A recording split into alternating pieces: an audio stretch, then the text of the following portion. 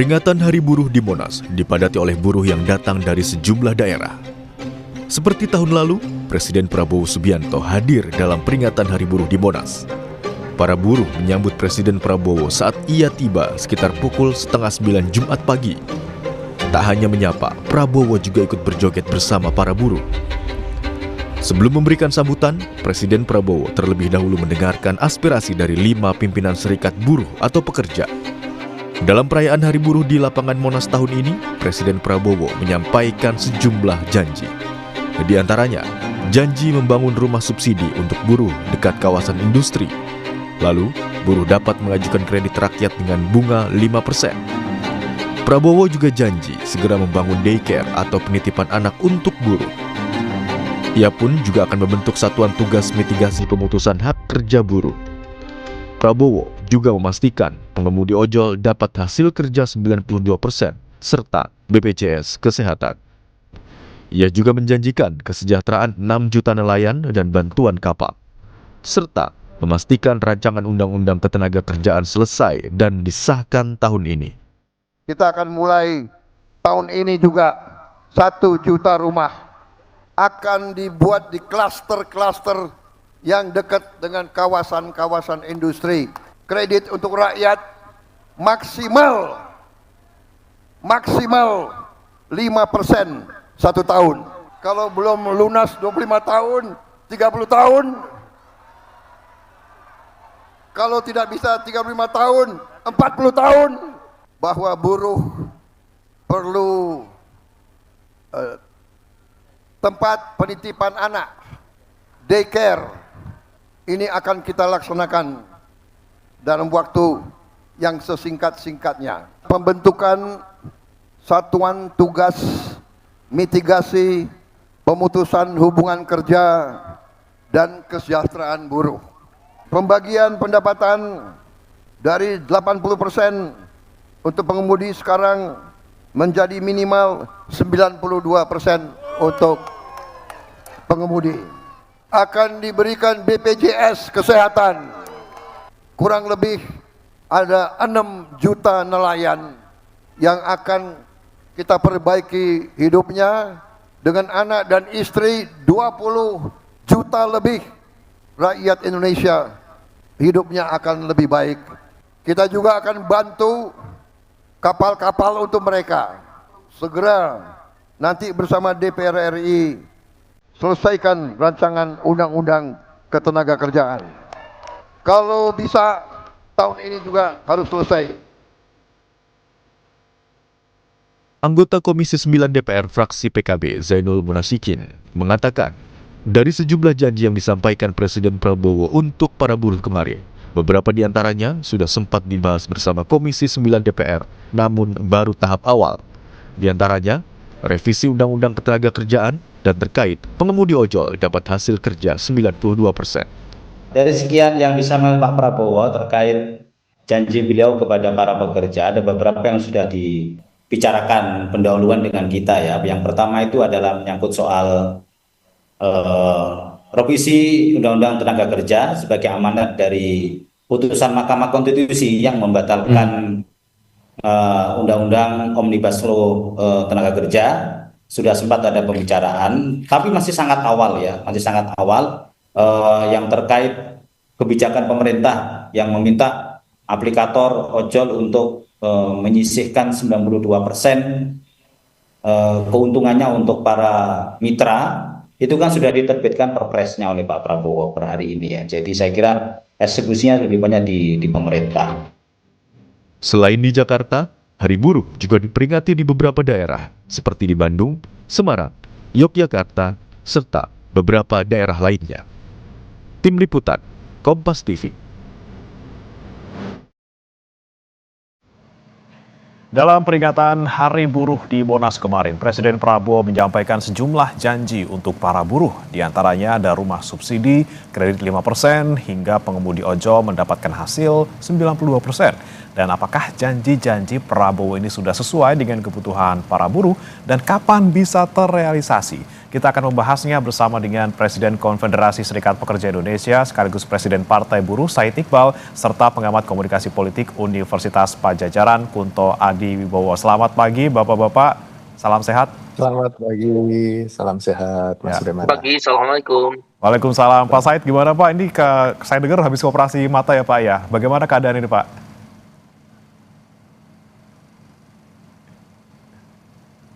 Oke, kita perbaiki dulu komunikasi bersama dengan Pak Said yang memang saudara informasinya harus setelah operasi mata ini butuh pemulihan sehingga harus menggunakan kacamata hitam ya Pak Said. Saya mau ke Mas Kunto terlebih dahulu sebelum saya ke Pak Said.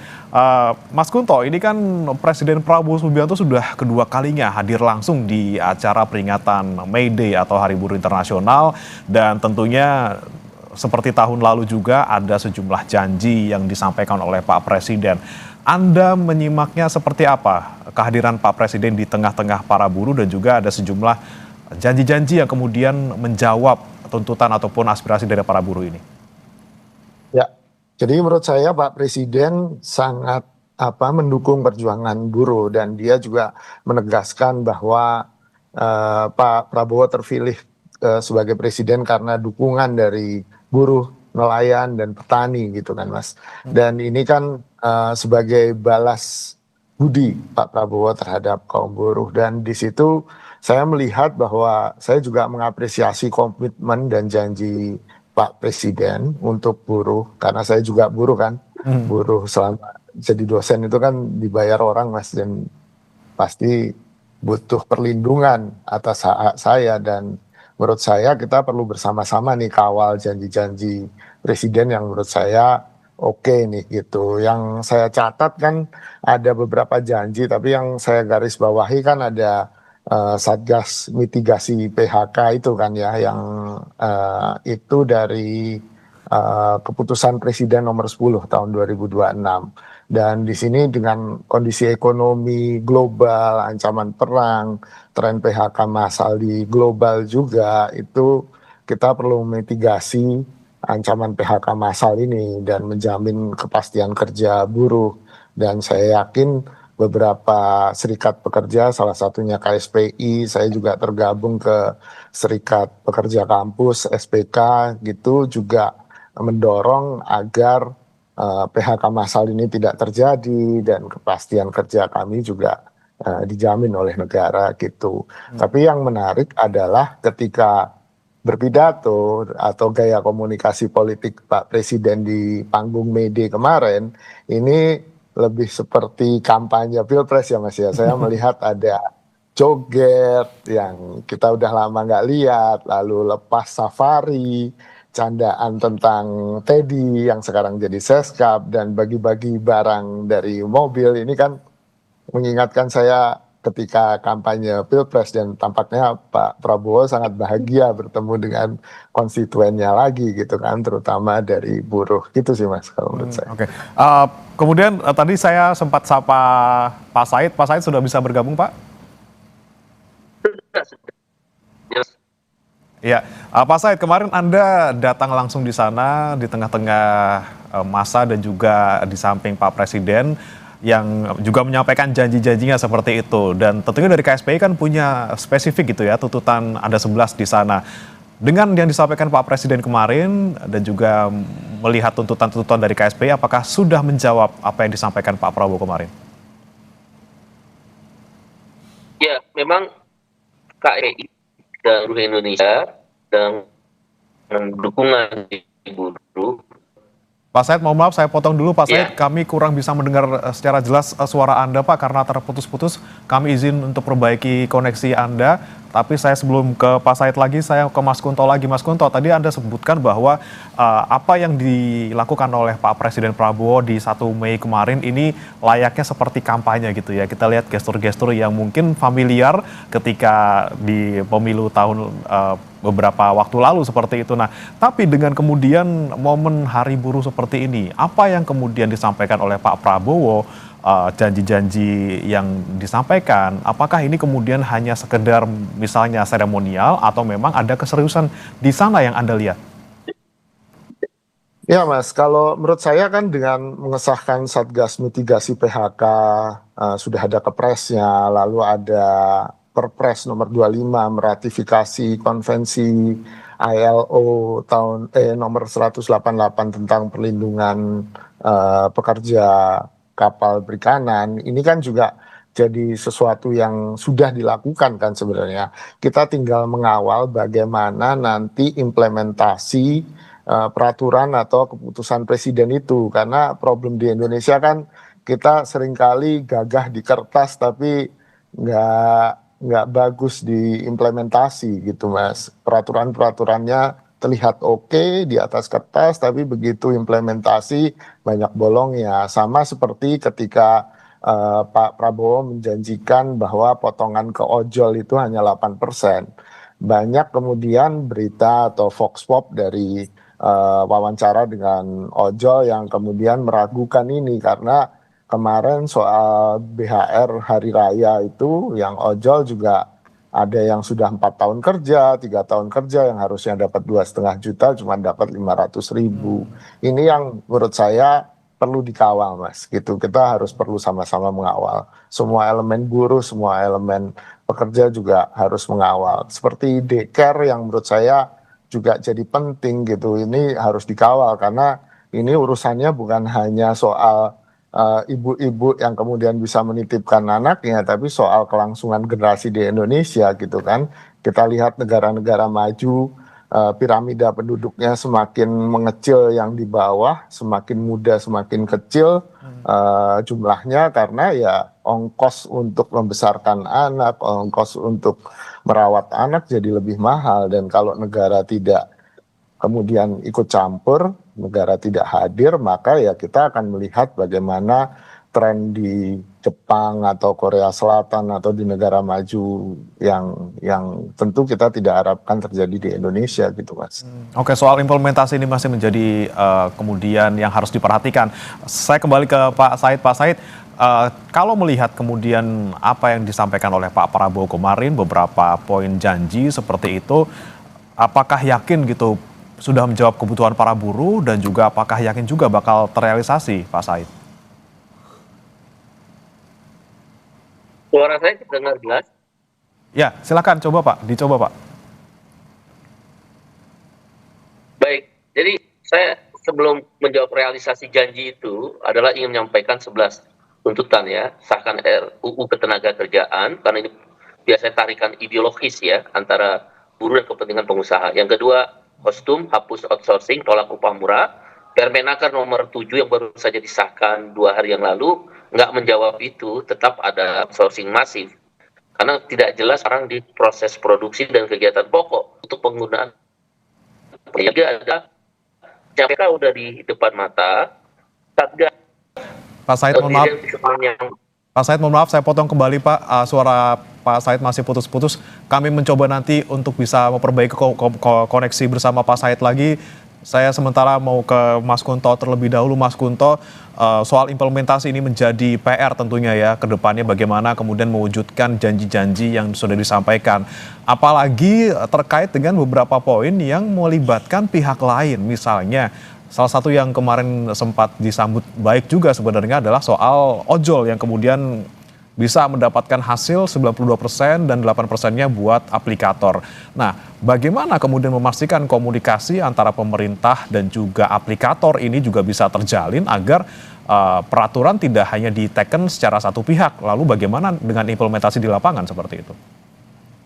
Ya Mas, saya yakin pemerintah juga sudah berusaha, salah satunya kan dengan Danantara kemudian melakukan investasi ke perusahaan-perusahaan atau platform transportasi online ini gitu, sehingga ketika negara melalui Danantara punya saham di situ, apalagi kalau bisa mayoritas gitu kan, tentu bisa memaksa perusahaan-perusahaan ini untuk bisa mematuhi apa yang sudah diatur oleh pemerintah. Namun ini kan prosesnya panjang, nggak dengan serta-merta Danantara bisa beli saham mayoritas di beberapa platform transportasi kan Mas gitu.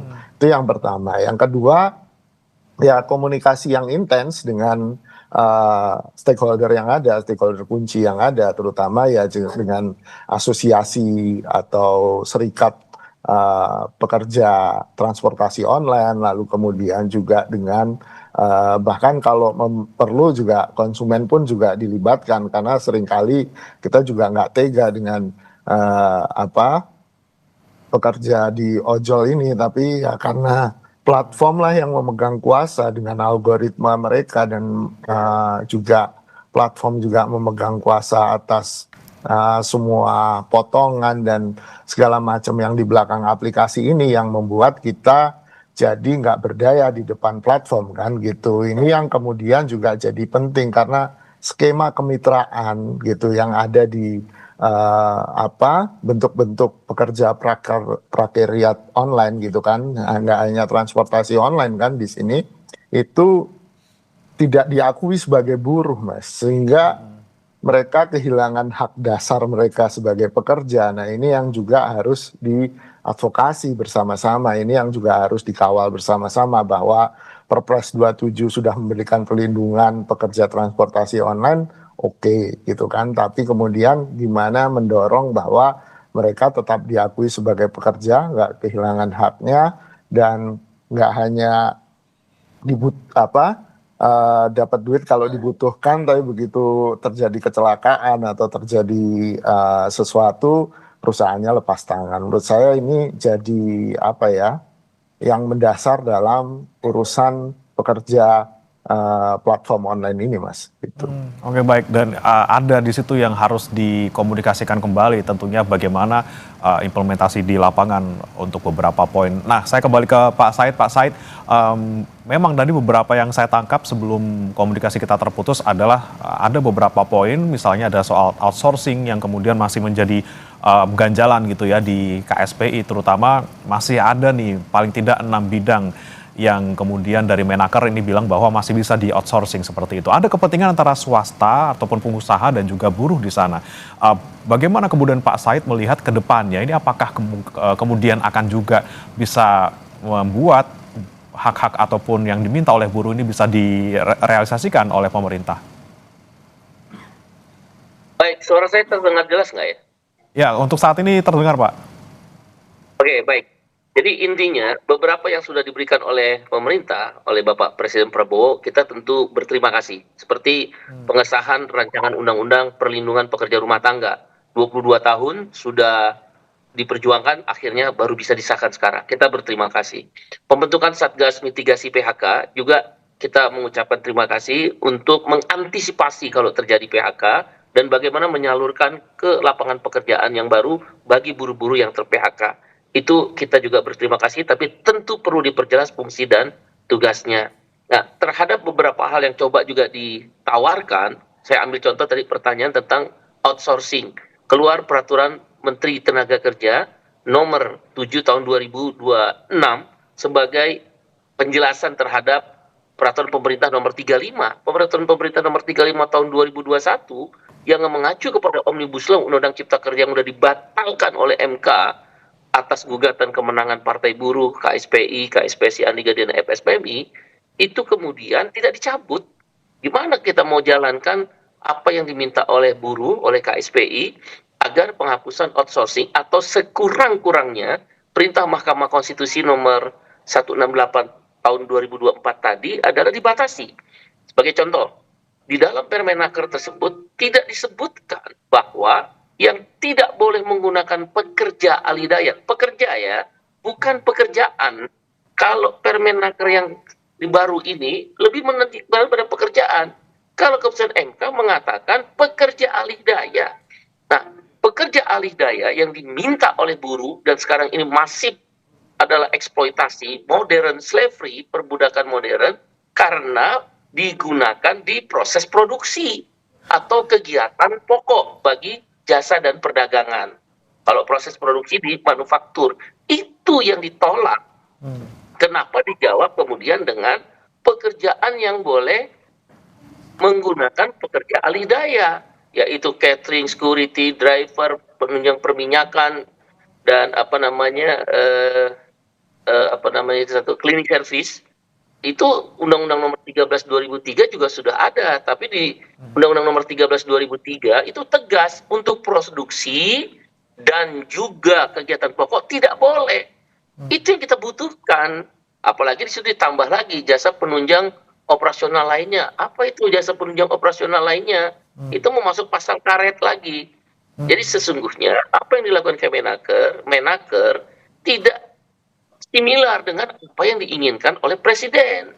Dalam pertemuan tanggal 28 April sebelum May Day, kami menyampaikan itu bahwa persoalan outsourcing adalah persoalan tentang perbudakan, jaminan kesehatan yang tidak memadai, jaminan pensiun yang tidak ada.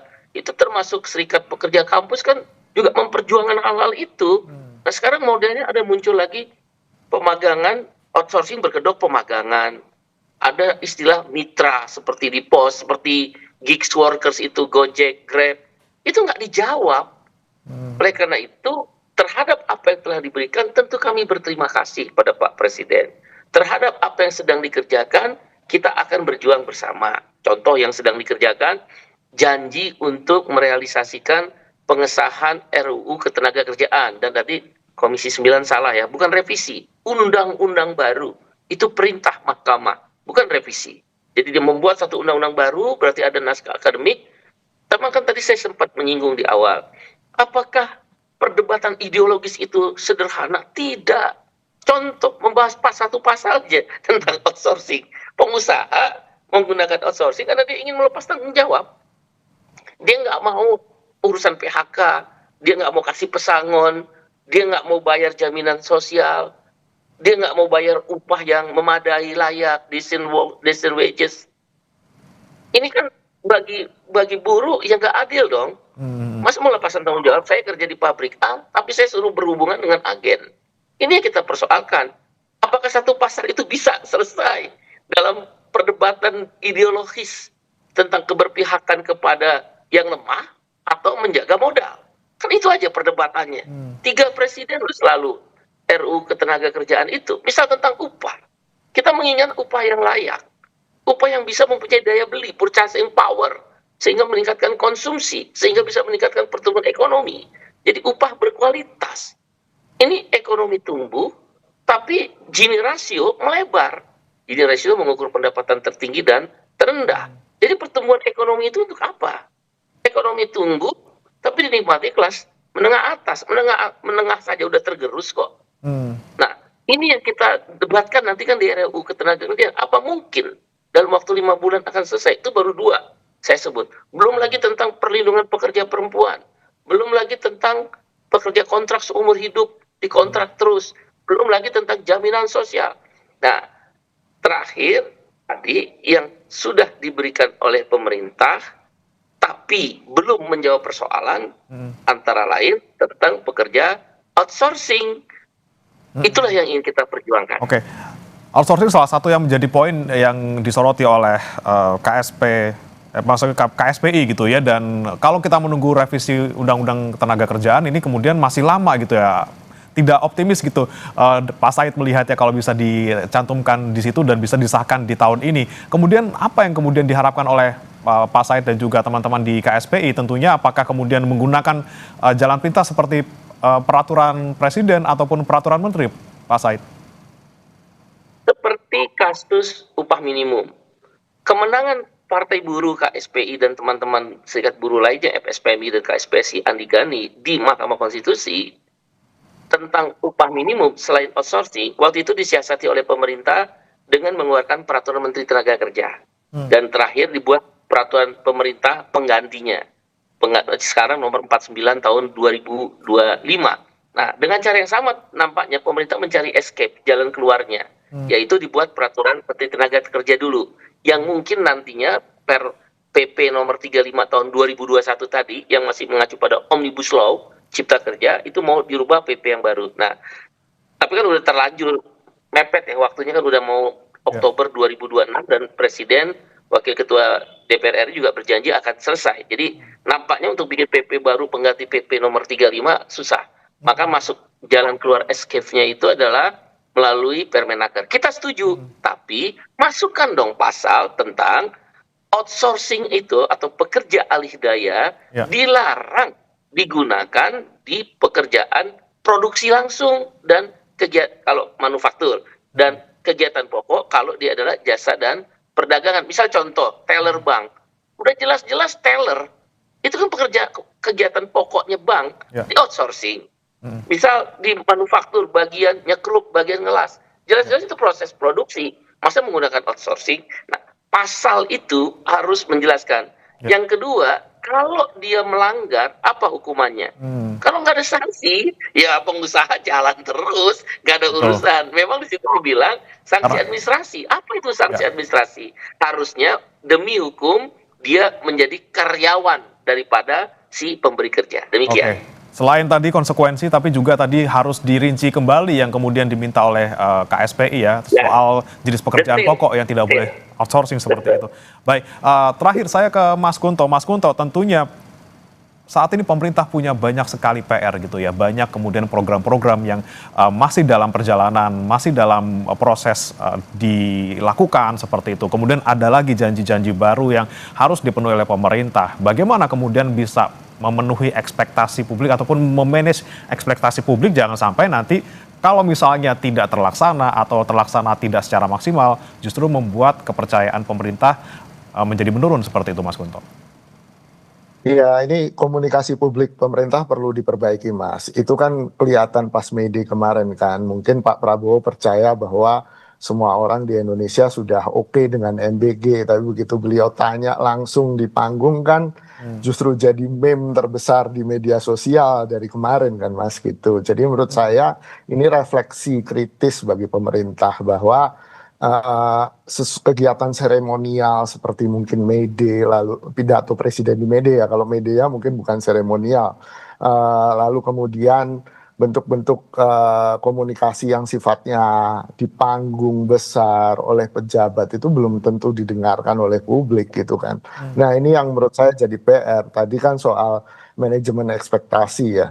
Soal tadi Pak Said Iqbal juga sudah menyatakan kayaknya nggak mungkin dari 5 bulan undang-undang ketenagakerjaan yang baru itu bisa terwujud karena perdebatan ideologisnya pasti kenceng di dalam itu gitu. Jadi harus ada komunikasi yang baik, transparansi dan akuntabilitas, terutama kita dorong DPR lalu kemudian pemerintah untuk kemudian secara open, secara terbuka menarik atau mengajak rakyat untuk berpartisipasi dalam pembuatan undang-undang baru ini. Dan ini kan yang selama ini nggak pernah yang membuat rakyat marah itu atau buruh marah, misalnya tiba-tiba UU Cipta Kerja terjadi dalam waktu sangat cepat gitu. Ini yang menurut saya harusnya sudah jadi pelajaran penting bagi pemerintah. Apalagi Pak Prabowo bilang memberikan hadiah kepada buruh. Ini kata-kata yang saya sebagai buruh juga nggak nyaman. Harusnya itu kewajiban negara kan melindungi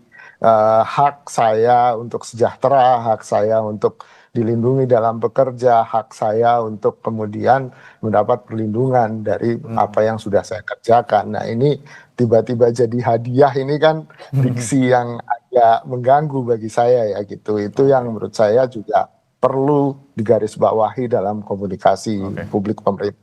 Oke, cara komunikasi kemudian juga keterlibatan publik ini kita juga harapkan dari pemerintah untuk mewujudkan program-program ini, dan yang paling penting realisasinya gitu ya. Kita nantikan bersama-sama apakah kemudian poin-poin yang disebutkan Pak Presiden kemarin juga bisa diwujudkan, entah mungkin dalam waktu 1 tahun atau 2 tahun ke depan, kita lihat bersama-sama. Terima kasih Pak Said Iqbal, Presiden Konfederasi Serikat Pekerja Indonesia, dan juga Mas Kunto Adiwibowo, pengamat komunikasi politik UNPAD, sudah bergabung bersama kami di Sapa Indonesia Pagi.